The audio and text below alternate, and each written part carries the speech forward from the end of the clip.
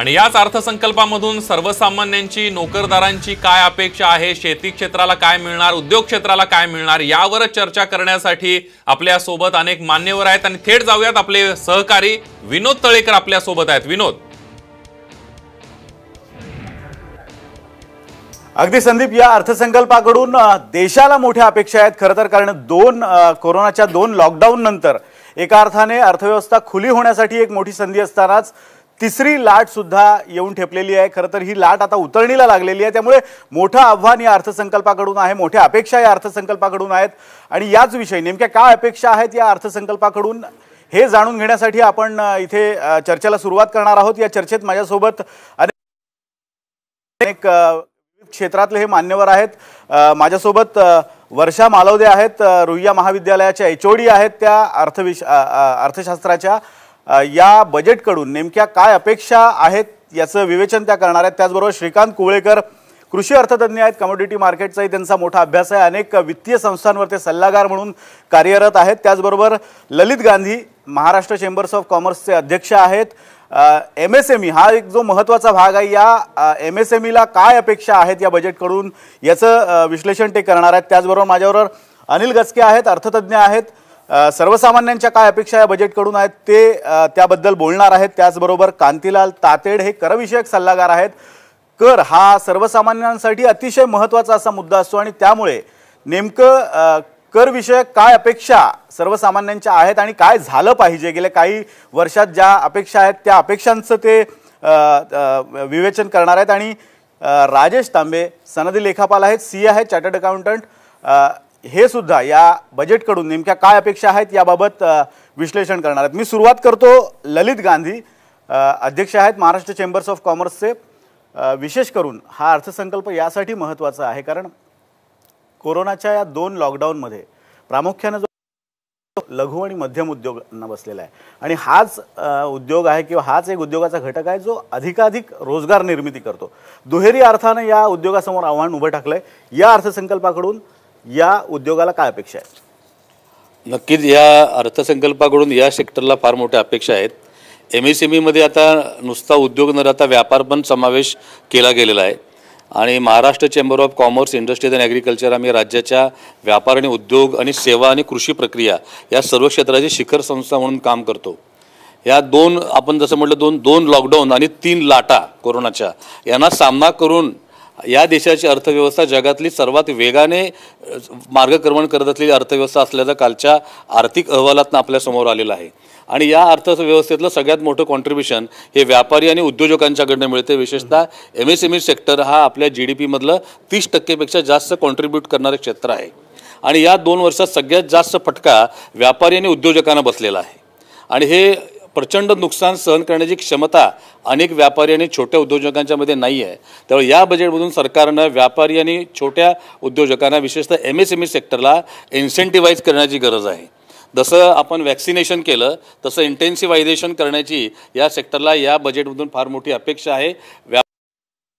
Package सरकारने या बजेटमधनं द्यावं अशी मागणी आम्ही अर्थमंत्र्यांच्यावर ज्यावेळी आमच्या प्रत्यक्ष बजेट डिस्कशन झाल्या त्यावेळी महाराष्ट्र चेंबरचा अध्यक्ष या नात्याने या भूमिका आम्ही आग्रहानं त्यांच्यासमोर मांडलेल्या आहेत की व्यापारी आणि MSME या दोन्ही घटकासाठी या बजेटमध्ये सरकारनं कुठलं ना कुठलं पॅकेज दिलं पाहिजे। MSMEला सगळ्यात मोठं चॅलेंज आहे फायनान्स अवेलेबिलिटी आणि फायनान्सची कॉस्ट। आज जगातल्या प्रगत अर्थव्यवस्था आणि भारताच्या अर्थव्यवस्थेमध्ये आमची फायनान्सची कॉस्ट या देशांच्या तुलनेत डबल आहे। तर कुठेतरी सरकारनं यामध्ये इंटरेस्ट सबवेन्शनच्या माध्यमातून किंवा अन्य कुठल्याही माध्यमातून या सेक्टरला फार मोठा सपोर्ट देण्याची गरज आहे आणि ती मोठी अपेक्षा या बजेटमधून आहे। आणि या क्षेत्राबरोबर 2 मेजर सेक्टर आहेत, वस्त्रोद्योग आणि हाऊसिंग। हे 2 सेक्टर अन्य 200 सेक्टरना हे पुढे आणत असतात, अवलंबून असतात त्याच्यावर। त्यामुळे या दोन्ही सेक्टरला जर सरकारनं प्रमोट केलं किंवा त्यांना जर आधार दिला, विशेषतः वस्त्रोद्योगामध्ये आम्ही जन्माला घातलेला बांगलादेश आमच्यापेक्षा पुढे गेलेला आहे एक्सपोर्ट्समध्ये।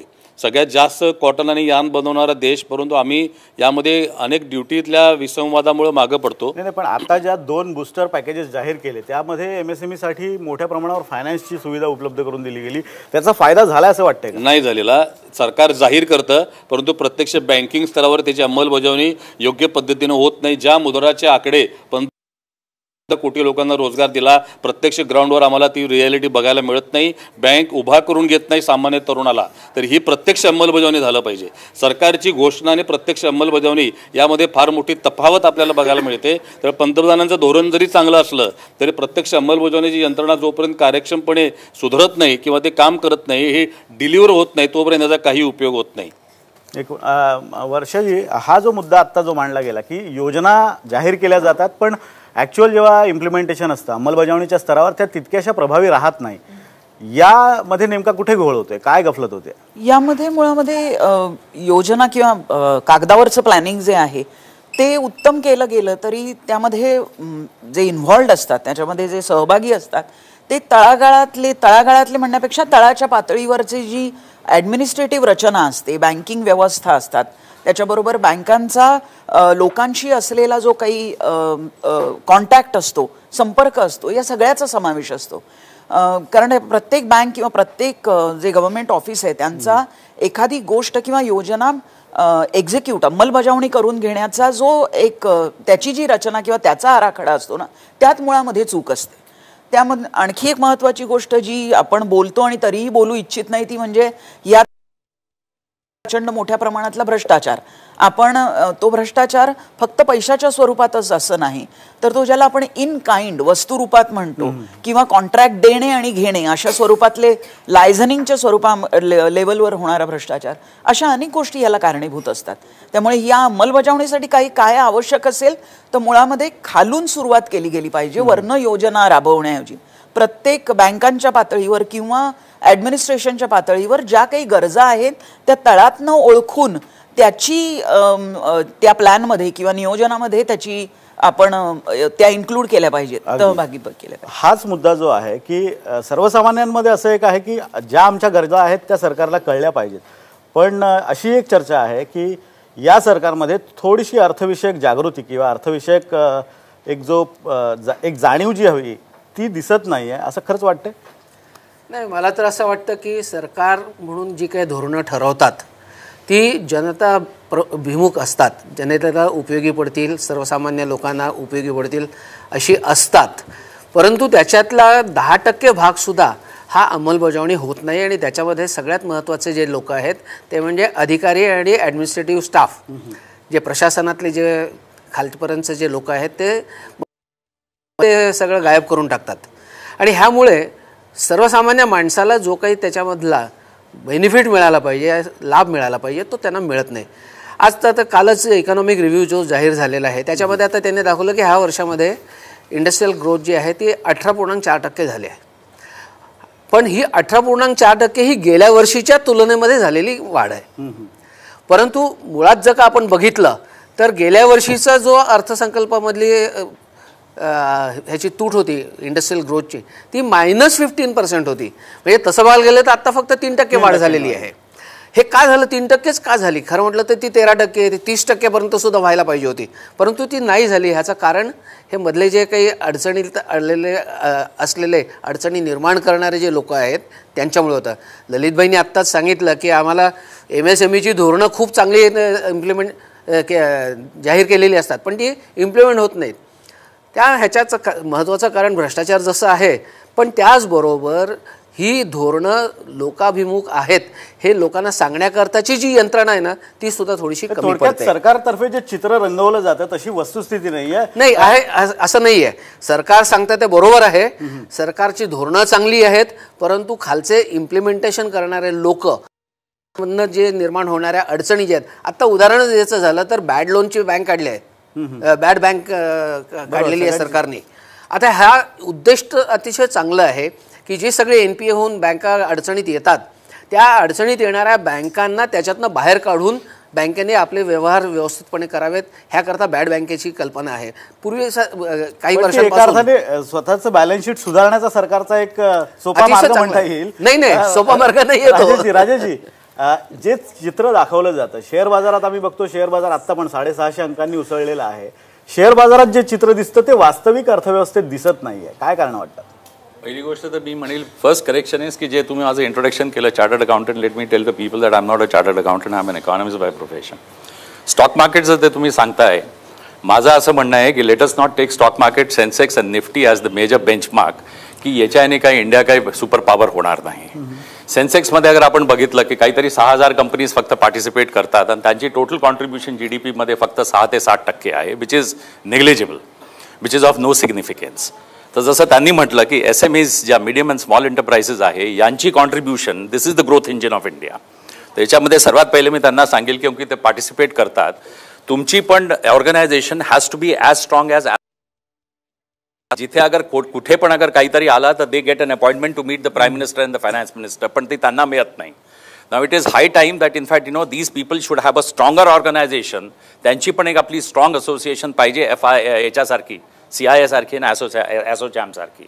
दुसरं जसं तुम्ही हे म्हटलं की रिसोर्स मोबिलायझेशन एवढं फॅन्टास्टिक झालेलं आहे की काल अगर तुम्ही इकॉनॉमिक सर्वे बघितला तर जे त्यांनी जो डेटा त्याच्यामध्ये दिलेला आहे, बँक्सकडे फ्लश्ड आहे funds. But you must understand one thing की banks are not ready to finance all bad projects, क्योंकि they have already burn their fingers, they need good projects. तुम्ही म्हणाल की नवीन इन्व्हेस्टमेंट्स येत नाही आहे, नवीन इन्व्हेस्टमेंट्स कोणीही करणार नाही, क्योंकि हाय कॅरिंग कॉस्ट आहे, क्योंकि ऑलरेडी कॅपॅसिटी युटिलायझेशन फुलेस्टवरती नाही आहे. तो कोणीही इंडस्ट्रियलिस्ट नवीन प्लांट टाकणार नाही. तर that will only come when the demand comes in. आणि जसं हे म्हणाले की अगर आपण 14% आपण गेलो, सगळ्यांचं म्हणणं होतं की आपली निगेटिव्ह ग्रोथ खूप वास्ट राहील, पण let me tell you, we emerge the fastest आपण त्याच्यावरती आलो, बिकॉज आपली बेस खूप छोटी आहे, आपलं अजून पोट भरलेलं नाही आहे. तर त्याच्या याने आपण ॲग्रिकल्चर इफेक्टेड नव्हता. त्याच्यानंतर कोणी अगर हँडीक्राफ्ट्स अगर बनवत होता तो विलेजेसमध्ये तो बनवत होता, जुते चप्पल विलेजेसमध्ये बनवत होते, फक्त फॅक्टरीज ज्या मेजर सिटीजमध्ये होत्या. आणि त्याच्यानंतर अगर आपण यावर्षी अगर 8 आणि 8.5% वर ग्रो करतो, बिकॉज आपला हा लॉकडाऊन होता, पण ही ग्रोथ आपली कन्सिस्टंट राहू नाही शकत. Next year in fact will come down to maybe around 7%. ना याच्यामध्ये क्वेश्चन हा आहे की कुठे लिहिलेलं आहे कोणत्या पुस्तकामध्ये की India has to grow at 9% and 10%. The question is की when you are growing at 9% and 10%, how will you grow? अगर तुमची पॉप्युलेशन अगर इन्क्रीज होऊन राहिली आहे 1%नी, तर तेच लोक फक्त कन्झम्पनमध्ये येतील ना. अगर मी टूथपेस्ट इस्तेमाल करतोय, यूज करतोय, आणि जो नवीन मुलगा जो पैदा होऊन आला, मोठा झाला, तो टूथपेस्ट यूज करेल, त्याच्यानंतर how fast are we able to take out people from the poverty? हा एक सर्वात मोठा मुद्दा आहे, because they also become consumers. So question is की do we want that kind of a growth? On existing लोक एका गाड्याच्या जागी 3 गाड्या 100 जुते ठेवतील, तर then yes our growth can be 9%. But the question is do we want this kind of a growth? We don't want this kind of a growth. म्हणजे ज्या गरजा आहेत त्या फक्त वाढतायत, त्यामुळे ग्रोथ थोडीशी वाटते असं तुमचं म्हणण्याचा मुद्दा आहे. Live within your means. कृषी क्षेत्राने या 2 लाटांमध्ये, विशेषतः 2 लॉकडाऊन्समध्ये कृषी क्षेत्र झपाट्यानं वाढताना दिसलं. पहिल्या लॉकडाऊनमध्ये जवळपास 4% वाढलं, आताही 3.2 किंवा 3.5 अशा स्वरूपात वाढत आहे. तसा म्हणावा तसा फटका कृषी क्षेत्राला बसलेला नाही आहे. नेमक्या काय अपेक्षा आहेत? बरोबर आहे, म्हणजे असं तुम्ही आकडेवारीने असं म्हणू शकता की कृषी क्षेत्राला तसा काही धक्का बसलेला नाही, आणि कृषी क्षेत्राची वाढ 3.9 एवढी आहे आता प्रोजेक्ट केलेली आहे या वर्षासाठी. आत्ता आपण गांधींनी किंवा तांबेनी म्हटलं, आपण ऐकलं की इंडस्ट्री, उद्योग म्हणजे व्यापार आणि उद्योग याच्यामध्ये इथून जास्त GDPला कॉन्ट्रीब्युशन येतं आणि त्याच्यावर आपल्याला पॅकेज दिलं पाहिजे. हे सगळं योग्य आहे, बरोबर आहे. पण विचार करा, ह्या मागच्या 3 वर्षामध्ये आपल्याला तारलं कुणी? कृषी क्षेत्राने. त्या कृषी क्षेत्रामधनं 20% GDPला कॉन्ट्रीब्युशन होते. हे 20% हे खूप आहे. भारताचा आत्मा हा ग्रामीण अर्थव्यवस्थेवर आहे. म्हणजे 60 ते 65% जनता अजूनही ग्रामीण अर्थव्यवस्थेशी निगडीत आहे किंवा कृषी क्षेत्रावर अवलंबून आहे. म्हणजे आणि आत्ताच आपण बघितलं असेल की हिंदुस्तान लिव्हर आणि मेरिको या 2 कंपन्यांनी आपलं एक सांगितलं की बरेच वर्षांनी की आपली ग्रामीण अर्थव्यवस्था त्याच्यामध्ये स्ट्रेस जाणवतोय. म्हणजे ह्या सगळ्याचा म्हणजे व्यापार असो, उद्योग असो, यांना शेवटी कच्चा माल लागतो कुठून? कृषी क्षेत्रातनं. म्हणजे कृषी क्षेत्र ह्याला अजूनही तेवढं म्हणजे हवं तेवढं चौरस म्हणजे संपूर्णपणे महत्त्व अजून दिलं जात नाही. पण त्या कृषी क्षेत्रासाठी काय करा, ह्याच्यासाठी कोणी फार मागण्या करताना दिसत नाही. आणि कृषी ग्रामीण भागामध्ये जो स्ट्रेस आहे याचे पुढचे परिणाम फार बिकट होतील. तर त्याच्यासाठी MSME मध्ये रेटा आहे किंवा मोठ्या इंडस्ट्रियलिस्टचा जो रेटा आहे तसा कृषी क्षेत्रातनं सरकारकडे MSME मध्ये कृषी क्षेत्र येतं ना, त्यांचं प्रोसेसिंग वगैरे आहे. अगदी तर एक मिनिट, तर मला फक्त एवढंच सांगायचं आहे की या कृषी क्षेत्रासाठी जेव्हा आपण 3 कृषी कायदे काढले ते मागे घेतले दुर्दैवानी, मग त्याच्यामध्ये जे सुधार आहेत, आर्थिक सुधारणा कृषी क्षेत्र ही अत्यंत युद्ध पातळीवर करण्याची गरज आहे. खाद्यतेल आयात 1.5 लाख कोटी रुपये आपलं वर्षाचं या वर्षाचं बिल आहे.